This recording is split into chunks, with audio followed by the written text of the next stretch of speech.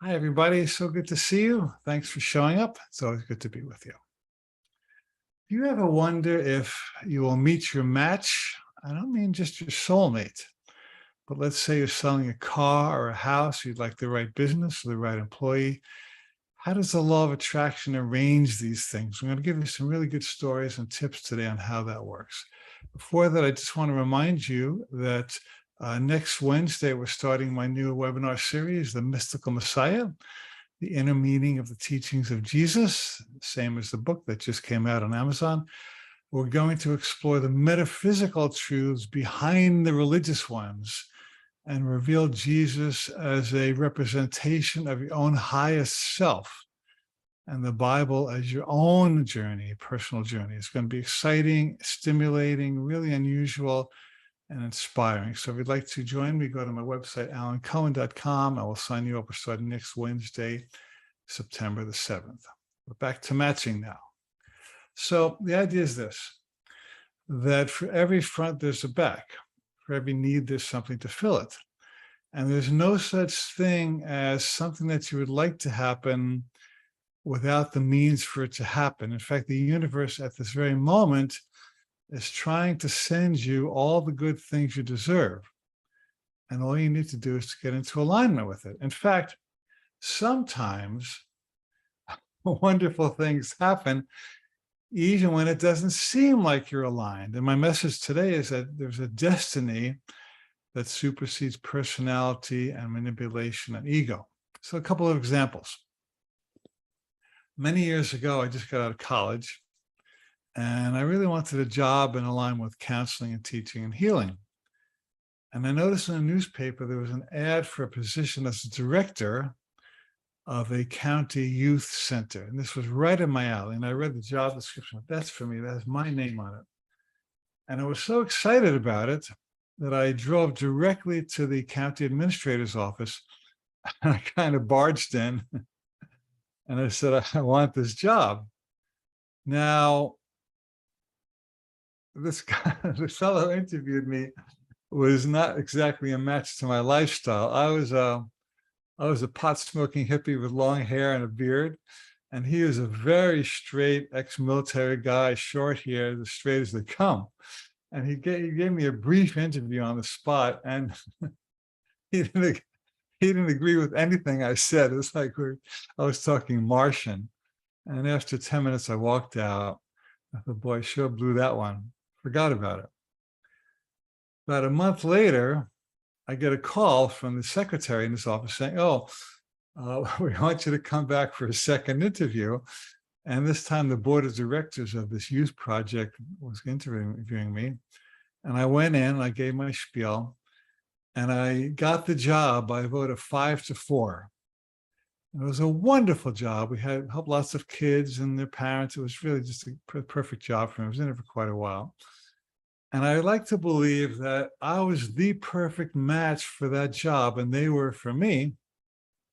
And the fact that I had nothing in common with the county administrator didn't really matter, because there was a plan and a destiny that overrode personalities and lifestyles and appearances.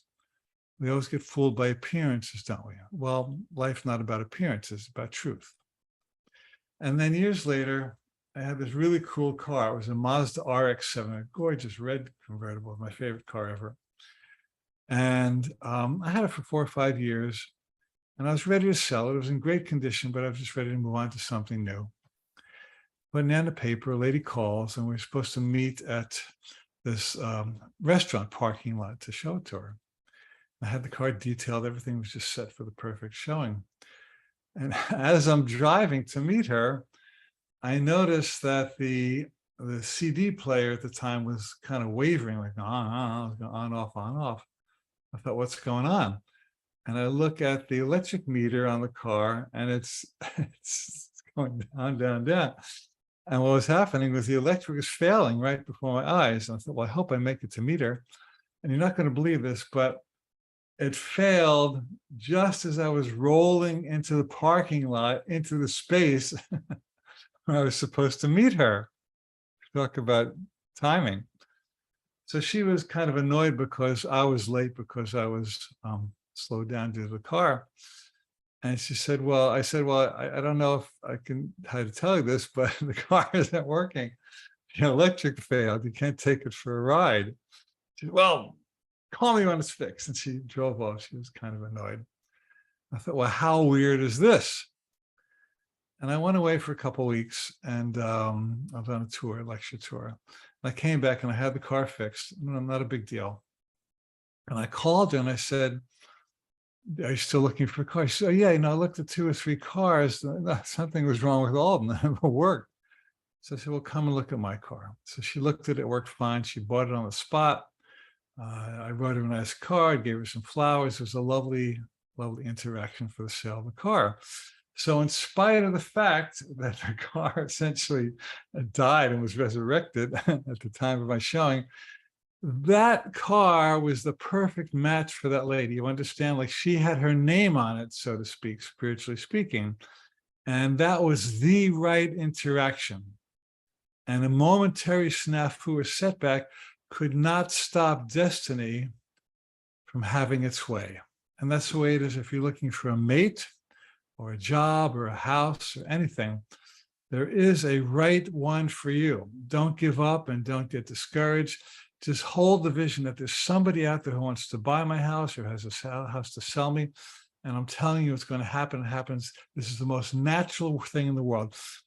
Course in Miracles says that miracles are natural, that something has gone wrong when they don't happen, which means that our life is supposed to be a progression of miracles.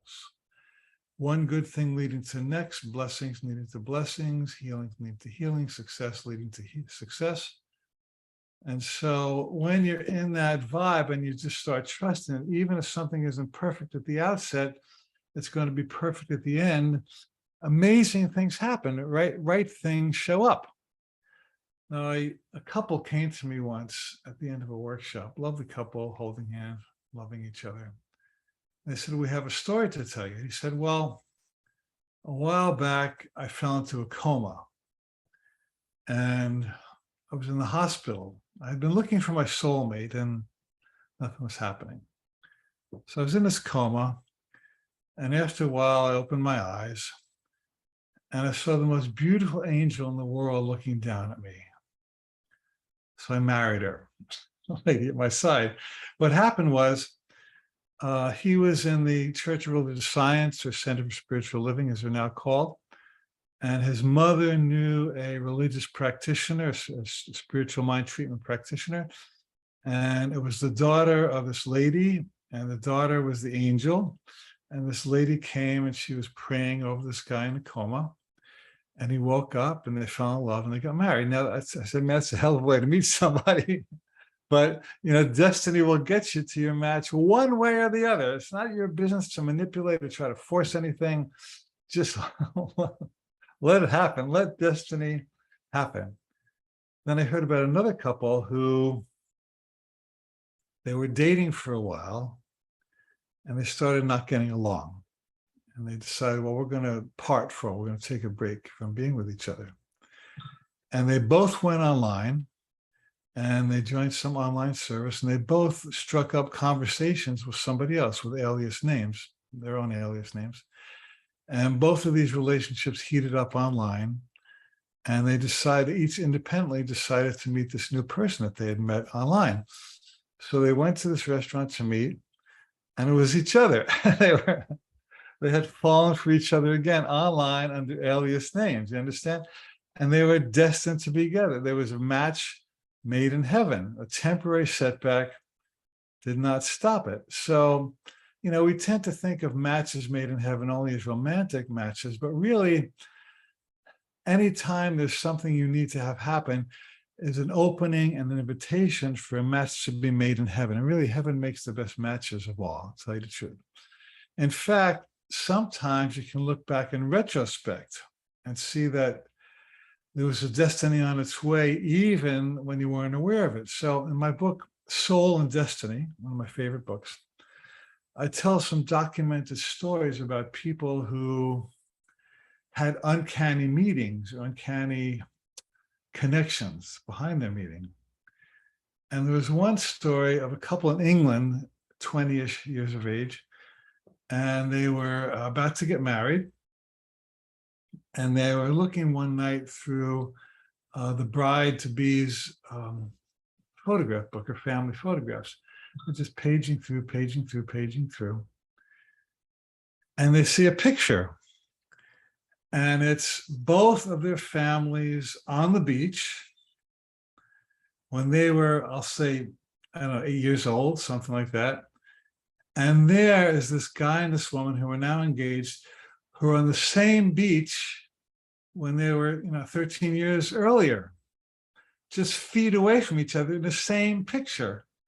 And the parents lived like 350 miles apart. It was rare that they both went to that beach, but they went to that beach that day, and the photograph was taken, and it was them. And 13 years later, without ever having met in between, they re-met and they got married.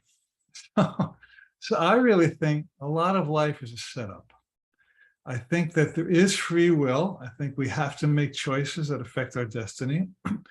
I think that simultaneously, destiny is unfolding behind the scenes. So my message today is to relax, and instead of feverishly attempting to make something happen, let something wonderful happen.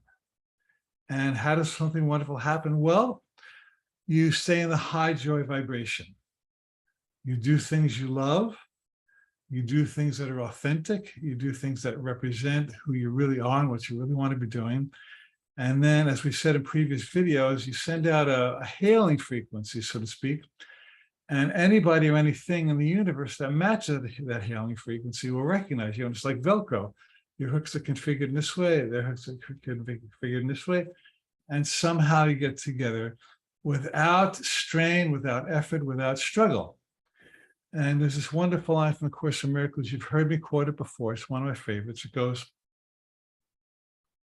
when you have learned to decide with God, all decisions become as right and easy as breathing. And you'll be led as gently and easily as if you were being carried along a quiet lane in summer. So to decide with God does not mean to follow a particular religious regimen, although you certainly can. It means that when something brings you joy and you act on it, then the universe has an infinite number of avenues through which to send to you what also matches your joy. So your joy buying a particular house matches the joy of the seller to sell it. It's a very interesting system when you kind of peel away the appearances of lack and delay and problems and setback. All there is glowing success. So I once sent Richard Bach my original book, Our Dragon Doesn't Live Here Anymore. Richard Bach of Illusions and Jonathan Livingston Seagull, author. And he sent me back a postcard that said, "Thanks for your book. I liked it. ...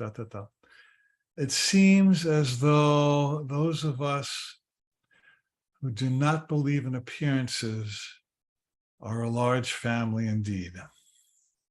Boy, what a great line that was. And so there's appearances and there is truth. There is negation and positivity. There is fear and there is love. There is mistrust, there is trust, there is misalignment and alignment. And I want to suggest to you that the universe is already in perfect alignment for you to have everything you want. What you want wants you. That which you desire is heading towards you. No accidents, no scheming involved. So how about just praying if you're selling a house or a car or looking for a mate? Great Spirit, I trust that all my good that I could ever want is finding me now. In fact, it's already found me. Mates, cars, houses, jobs, careers, real estate. And I now open to the perfect alignment of perfect matching so that I can live my joy and consciously cooperate with other people living their joy. And together we create success that goes beyond our individual needs. This is called the Gestalt, that the whole is greater than the sum of the parts, that the good that comes from people joining together for a common purpose far outshines individual needs, that somehow matching energy creates miracles.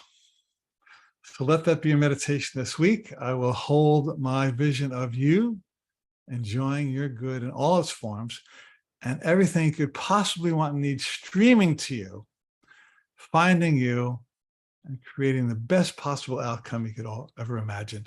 And I close by reminding you, the Course in Miracles says, a happy outcome to all things is sure.